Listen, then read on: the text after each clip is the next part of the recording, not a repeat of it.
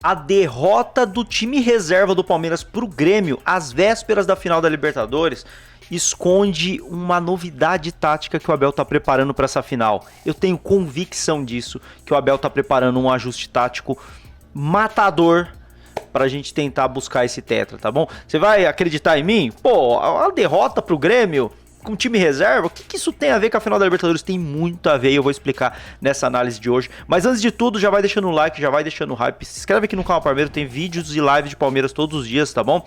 E também deixa seu palpite aí pra final da Libertadores. Deixa aqui nos comentários, vamos brincar de palpitômetro? Qual que é o placar da final da Libertadores? E quem faz os gols? Deixa aqui nos comentários.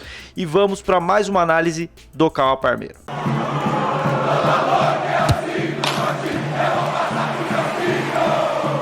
Olha só, essa foi a escalação que enfrentou o Grêmio, o time completamente reserva do Palmeiras, mas é muito importante a gente entender algumas coisas para vocês sacarem como o Abel fez um ajuste que pode nos dar a Libertadores, e eu tô muito confiante com isso. Juro para vocês, vou até olhar nos olhos. Quando o jogo contra o Grêmio acabou, o Palmeiras praticamente perdeu o Campeonato Brasileiro. Eu já tinha perdido, mas tinha dado uma iludida na gente, né, no primeiro tempo, vencendo o jogo, o Flamengo perdendo, acabou que só piorou tudo, a distância acabou aumentando. Acabou o jogo, eu vi muita gente frustrada e eu vou falar de coração pra vocês. Pelo que eu vi no jogo, pela análise que eu fiz do jogo e por um ajuste que eu vou explicar aqui agora, que eu notei no jogo, eu terminei a noite muito confiante. Eu fui dormir muito confiante. Porque a minha maior preocupação pra final, o Abel percebeu, procurou uma solução, propôs ontem, ela funcionou e eu tô confiante que ela será testada na final e que a gente vai ser campeão da Libertadores. Vamos ver, mas olha só, essa escalação, ela, apesar do 4-4-2 aparente, né, como a gente já tá acostumado a ver o Palmeiras jogar, ela não funcionou assim. E aí eu já pergunto pra você, qual a sua opinião sobre a partida do Felipe Anderson? Deixa aqui nos comentários, vamos fazer essa brincadeira, comenta aqui. Eu vi muita gente criticando, porque ele foi pouco criativo, foi poucas vezes pra linha de fundo, driblou pouco e tudo mais, porque se espera de um meia barra ponta, né, nessa formação, que o cara vai vir pra dentro, vai armar o time, vai vir pra ponta, fazer jogada individual. Ele nunca foi esse cara, mas ontem muito menos, porque ele não jogou de meia. O funcionamento desse time foi completamente diferente do que a gente está acostumado. Geralmente o Palmeiras joga assim, vocês já estão acostumados com as análises, vocês já sabem. Os meias dão um passo para dentro, os laterais eles avançam e o volante afunda aqui no meio para fazer a saída de bola. Nesse caso o Martínez não fez a saída de bola, ele fez o zagueiro pela direita. O M foi o zagueiro pela direita. Benedetti por dentro, Mikael do outro lado e o Aníbal aqui fazendo esse volante para-brisa que cuida de uma área gigantesca que a gente está sempre falando, que o Palmeiras sempre joga com esse um volante aqui na frente da zaga, certo? Porém, o ajuste que o Abel fez, eu vou mostrar aqui para vocês, inclusive com alguns exemplos do quanto isso deu certo, foi isso aqui, ó. Felipe Anderson, que é um meia, não jogou de meia, ele jogou de volante. O Palmeiras jogou com o Felipe Anderson de volante. E essa foi a real formação do Palmeiras para enfrentar o Grêmio. Onde isso pode impactar na Libertadores? Vou explicar já já. Mas primeiro, a gente precisa entender uma parada, que é o seguinte. Acabei de falar sobre essa questão dos volantes. Eu vou dar dois exemplos aqui de jogos passados, como o Palmeiras estava pouco criativo, e vocês viram o quanto o Palmeiras estava pouco criativo por essa questão da saída 3+1, né? 3+1 volante. Se liga só, vou pegar um exemplo aqui de Palmeiras e Vitória. Olha aqui a saída de bola do Palmeiras. É feita por, eu não lembro quem eram os jogadores, mas tanto faz também os jogadores. Estou falando de formação, né? Acho que é o Emiliano aqui no meio da zaga, Murilo e Gomes, exatamente. E aqui você vê o Aníbal Moreno como esse único volante. Essa saída de 3 zagueiros mais um, que é esse único volante. Só que, olha como ele vai ficar encaixotado, mano. A saída de bola com os 3 zagueiros, show de bola. Mas o volante fica encaixotado, ó. Ele não tem como o Aníbal jogar. Os times manjaram essa formação do Palmeiras, que estava funcionando até uns tempos atrás. O Evangelista fez isso muito bem, mas os times manjaram. Que o Palmeiras fazendo essa saída 3+1, com a dupla de ataque lá na frente, é só você encaixotar o seu primeiro volante e você tira a saída de jogo do Palmeiras. Olha como o Aníbal está encaixotado, não tem como jogar. Podia ser o Aníbal, podia ser o Andrés, podia ser o Evangelista, ele não ia conseguir jogar. E aí o que resta é o Palmeiras esticar a bola. E aí o Palmeiras estica a bola para quem? Pro trio de ataque. Porque aqui a gente percebe, ó, a dupla de ataque, Vitor Roque e Flaco Lopes. A gente percebe a dupla de ataque aqui. fixada, né? Que a gente já tá acostumado, ó. O Vitor Roque aqui e Flaco Lopes aqui. E o Sosa, que é o meia esquerda, no Palmeiras ele tem essa função de fazer esse movimento, ó, de pesar na área, principalmente quando é o Sosa. Quando é o Felipe Anderson, ele traz mais por dentro. Então você pesa com 3 na área e bate 3 para 3 zagueiros, ó. 1 para 1, 1 para 1, 1 para 1 e tenta a bola longa, já que você não vai conseguir jogar por dentro, que você tá só com um volante. Então esse foi um dos grandes problemas, esse foi Palmeiras e Fluminense, não sei se eu falei Vitória ou Fluminense mesmo, Palmeiras e Fluminense, a gente teve esse problema. E eu trouxe outro exemplo do Palmeiras e Vitória. No Palmeiras e Vitória a gente teve a mesma situação. E isso vem acontecendo nos últimos jogos e vem sendo, na minha visão, o motivo do Palmeiras ter caído tanto de rendimento. Olha só, saída a 3, olha como mudam as peças, mas não muda a dinâmica. Ó, Bruno Fux aqui na saída, junto com o Murilo e acho que é o Mikael do outro lado. E o Andreas Pereira encaixotado. Podia ser o Aníbal, podia ser o Evangelista. Tá encaixotado. Os times aprenderam a tirar a dinâmica do Palmeiras, que é encaixotar esse primeiro volante. E aí você percebe que o próprio Andreas, ele já tá apontando. Olha o braço aqui dele, ó. Olha o que o braço dele tá indicando. Manda pra frente, irmão. Não tem jogo. Palmeiras não tinha jogo por dentro. Não tinha jogo por dentro. Isso era o mais preocupante. E aí a solução era o quê? Espetar no ponta direita, que sendo o Alan, é um cara de velocidade. Você espeta e torce pra ele ganhar na velocidade. Nesse lance acabou não acontecendo nada. Esse era o grande problema nos últimos jogos do Palmeiras. Muita gente falando, time sem vontade, time sem criatividade. Time que taticamente ficou manjado. A verdade é essa. Time que taticamente ficou manjado e acontece. Ficou manjado, você encontra uma solução. E aí é por isso que eu tô falando que o Abel encontrou uma solução mesmo com o time reserva. Porque não é uma solução de peças. Como vocês viram, em 2 lances diferentes, em jogos diferentes, com peças diferentes, o lance igual. Porque não são as peças, não são os jogadores. Então mesmo com o time reserva, você consegue fazer essa solução e depois emula no time titular. Então quando eu trago aqui para o campinho, esse 3+2, você traz um jogador a mais no meio campo, certo? E eu vou mostrar exemplos práticos de como isso funcionou contra o Grêmio. E vocês viram o jogo. O Palmeiras jogou melhor que o Grêmio. Até desandar a paçoca, né? E olha só, se liga só nessa parada. Eu trouxe uma outra arte aqui também para vocês entenderem a comparação. Falei que o Felipe Anderson jogou de volante, você não tá acreditando? Então toma essa artezinha aqui, ó. Essa artezinha aqui é sensacional, tá?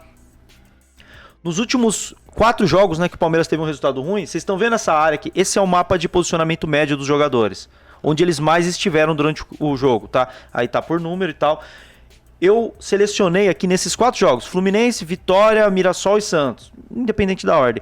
Eu circulei o meio campo, a área onde joga o volante. Olha como contra o Fluminense você só tem o Aníbal nessa área. Contra o Vitória você só tem o Andreas. Contra o Santos você só tem o Aníbal. Contra o Mirassol você só tem o Aníbal. Não importa quem é o nome, é o primeiro volante que tá ali. Se fosse o Evangelista, seria só o Evangelista. É só o primeiro volante que tá ocupando essa zona central. O Palmeiras não consegue jogar justamente por isso, por falta de jogador no meio. E aqui a gente vê contra o Grêmio, Aníbal ao lado do Felipe Anderson. Parece sutil, parece um detalhezinho besta, mas é um detalhezinho besta. Na área onde o Palmeiras começa a construção, ele não estava conseguindo construir, o Abel colocou um jogador a mais. E esse jogador foi o Felipe Anderson, que em tese era para ser o ponto esquerda, né? O meia esquerda. Então, ontem o Palmeiras, contra o Grêmio no caso, jogou com o Felipe Anderson jogando de segundo volante. É mais ou menos o que foi feito com o Zé Rafael lá atrás, tá bom? E aí, muita gente criticou o jogo do Felipe Anderson porque esperava ele fazendo jogada de ponta. Ele não era ponta, ele era volante. E eu vou trazer ações dele aqui. Mas nos números, ele foi disparado o jogador com mais ações com a bola, 87. O segundo jogador do Palmeiras que mais teve ações com a bola, se eu não me engano, foi o zagueiro Mikael, 60. O cara teve quase que 30 ações a mais do que o segundo colocado. Foi o jogador que mais participou do jogo. Ontem ele estava sonolento, ele estava morto. Não estava. Estava participando muito do jogo. Só que como volante. Talvez você não tenha percebido isso. Acertou 2 dribles. Perda de posse de bola. Perdeu 11 vezes. Faz parte. Teve alguns erros e tal. Mas foi muito importante na construção do jogo do Palmeiras.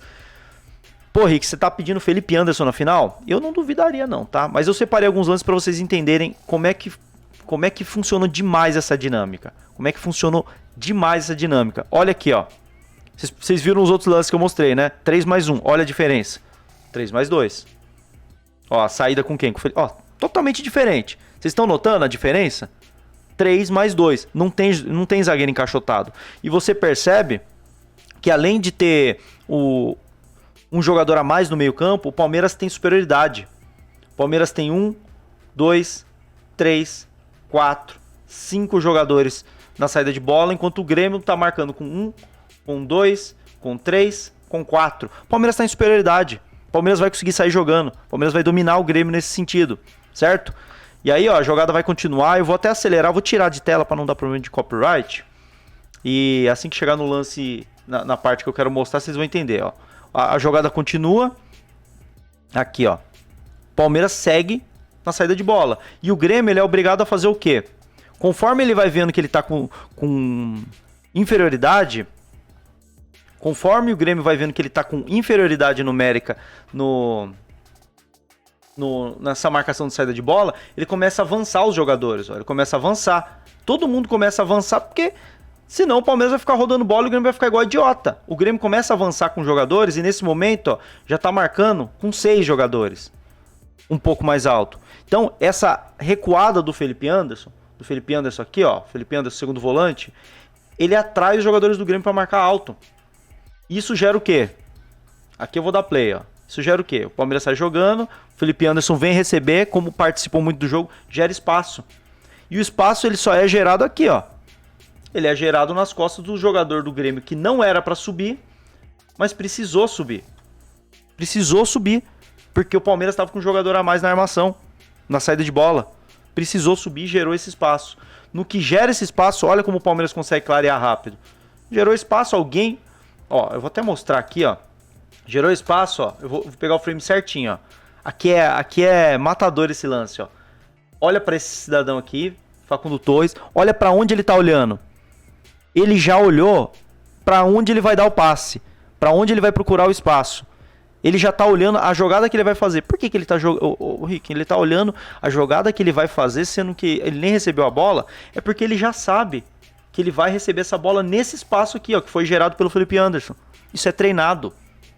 O Abel colocou o Felipe Anderson ali justamente para atrair o marcador e gerar esse espaço que eu mostrei aqui. É por isso que o Facundo Torres já vai se encaminhando para lá de propósito. Ele sabe que a jogada é para encontrar ele ali. E olha só como a jogada sai, ó. Ó, ele pedindo a bola. Olha ele pedindo a bola. Olha ele pedindo a bola. Ó, o espaço tá aqui. Ó, ele olhou. Ó, pediu a bola. Tá vendo? Ele aqui, ó, pedindo a bola. O espaço tá ali. Não dá outra, ó. Bola no Facundo Torres. Ele domina no espaço que foi gerado por essa nova formação do Palmeiras. E o Palmeiras sai dessa pressão. Essa jogada acaba que não dá em nada, mas é uma boa jogada. O Sousa tenta fazer uma jogada individual. Perceberam a diferença? Vocês perceberam a diferença de dinâmica de jogo? Mesmo com as peças reservas, mesmo com os jogadores inferiores tecnicamente, separei um outro lance, separei mais 2 lances para vocês entenderem aqui. E com isso, o que o Grêmio vai fazendo? Pô, não tô conseguindo marcar com essa galera, vou começar a subir o time e vai começando a avançar a marcação. E aí eu pego um outro lance um pouco mais para frente, o Palmeiras já tava até vencendo o jogo, o Grêmio já tá marcando com 5 contra 5. Já tá marcando com uma galera mais alta aqui, ó. Já tá marcando 5 contra 5 e o Palmeiras faz algo que resolve o problema. Ó, recua no Marcelo Lomba. No que recua, o que o Palmeiras tem? Superioridade, porque o goleiro joga. O goleiro joga. Se o goleiro joga... Eu gosto disso, cara. Eu sempre quis ver essa dinâmica no Palmeiras, cara. O Abel demorou muito pra fazer essa dinâmica. Esse ano todo tava indicando que ia ter essa dinâmica com 3 mais 2, mas ele começou a botar a dupla lá na frente e o meio ficou esvaziado. Eu tava muito querendo ver essa dinâmica. O goleiro joga. A partir do momento que o goleiro joga, você tem 1, 2, 3, 4, 5, 6 jogadores do Palmeiras contra 1, 2, 3, 4, 5 do Grêmio. Você tem um a mais do Palmeiras. E quem vai ser esse um a mais? Alguém vai sobrar. No que alguém sobra, é tiro e queda, meu amigo. É o Felipe Anderson sobrando aqui no meio, como o volante extra que recuou para jogar. E que não estava jogando nessa função que você achava que ele estaria. Ah, o Felipe Anderson não jogou bem nessa, porque ele não estava ali. Estava jogando de volante. E aí, olha a jogada que ele faz, porque ele tem espaço. Tem espaço para dominar, faz jogada individual. Foi superior, atraiu a marcação, superou a marcação e aí você tem superioridade, você tem quebra de marcação, porque o jogador do Grêmio, o Wagner Leonardo, teve que sair da posição dele para confrontar o Felipe Anderson, que tem o drible. Que além de ser um volante, não ser um volante, mas ter qualidade para ser volante, ele tem um drible. Com um drible ele quebra a marcação. E aí o zagueiro tem que sair gerando esse espaço aqui pro Ramon Sousa atacar. E que infelizmente aqui o Felipe Anderson errou o passe. Mas a jogada foi sensacional. E olha como ele erra um pouco no time do passe e acaba que não dá em nada. Estão entendendo a dinâmica? Por fim, separei um outro lance. Aqui, ó. Separei este lance daqui, ó. Aqui. Felipe Anderson recebendo por dentro, como volante. Certo? Se o Felipe Anderson recebe como volante, quem é que faz a ponta esquerda? É o Jefté, certo? É o Jefté. Porém, vocês estão vendo o Ramon Sousa, que fez a do Vitor Roque, entre aspas, fez o centroavante, ele fez a dupla de ataque. Já que você tem um jogador a menos na frente, os seus dois atacantes eles têm que ser mais móveis. Então, se a jogada é pela esquerda, o seu atacante da esquerda vem jogar. Se a jogada fosse pela direita, o seu atacante da direita, que é o Maurício, vem jogar. Você não fica com dois caras paradão lá, como tava Vitor Roque e Flaco Lopes nos últimos jogos. Um dos dois sai. Quem sai? O cara do lado da jogada. Se é o do lado do Vitor Roque, é o Vitor Roque que vai sair. Se é do lado do Flaco, é o Flaco que vai sair para jogar. E não ficar dois caras paradão lá e o Palmeiras não sabendo jogar. Tanto é que essa dinâmica funcionou tão bem que a gente pula alguns frames, ó. Quem tá fazendo a jogada de ponta? O centroavante, entre aspas, que é o Ramon Sousa. E é ele quem dá assistência pro gol do Facundo Torres. Olha como o gol do Palmeiras, que estava jogando muito bem, começa na construção do Felipe Anderson, que foi a invenção do Abel de volante. Passa pelo Sousa, que foi um ajuste tático, né? Porque o atacante da esquerda vira a ponta esquerda, no lugar do Felipe Anderson, para dar assistência pro meia, que pisou na área. Então, com isso, o que a gente tem? Cara, eu achei muito interessante, tá? Com isso, o que a gente tem? A gente tem o time que jogou contra o Grêmio, e não vai jogar contra o Flamengo. Mas, se a gente pegar aqueles 11 que treinaram para a final, e a gente simplesmente, num passe de mágicas, a gente troca esses jogadores de ontem pelos jogadores que estão treinando para a final, toma! A mesma formação com os jogadores que treinaram para a final, obviamente. E aí muita gente tá falando, o Veiga ia jogar de meia, talvez ele jogue de volante. Talvez ele jogue de volante nessa mesma dinâmica. Não gosto do Veiga de volante. Ok, a gente pode debater isso e a gente pode falar de nomes. Mas a dinâmica funciona. E aí quando a jogada for por um lado, o Vitor Roque sai para jogar. Vitor Roque vira ponta de um lado. E aí o Flaco Lopes vira a referência do outro. Se a jogada é do outro lado, o Flaco Lopes vem aqui pro meio. O Kelvin vira a ponta e o Vitor Roque vira a referência. Pronto, o Palmeiras fica com um time móvel. O Palmeiras fica com um time móvel que consegue construir desde lá de trás, que é um problema que não estava que estava acontecendo nos últimos jogos e que eu acho que o Abel encontrou uma boa solução. E aí a dúvida que fica é, eu gostei demais do jogo do Felipe Anderson. Vocês confiam no Veiga? Eu preferiria o Felipe Anderson mesmo nessa função. Não sei se o Abel faria isso porque ele jogou 90 minutos. Mas a partida do Felipe Anderson, que foi sensacional como volante, pode ter credenciado ele a ganhar essa vaguinha do Veiga para uma final. E aí o Palmeiras com essa formação, essa seria a minha formação para a final, tá? Felipe Anderson e Andrés de volante. Com essa dinâmica de 3 zagueiros. E se em algum momento precisar fazer alguma alteração tática, você bota o Fux de volante, não tem problema, e recua os laterais. Óbvio, você consegue fazer algumas variações táticas no meio do próprio jogo.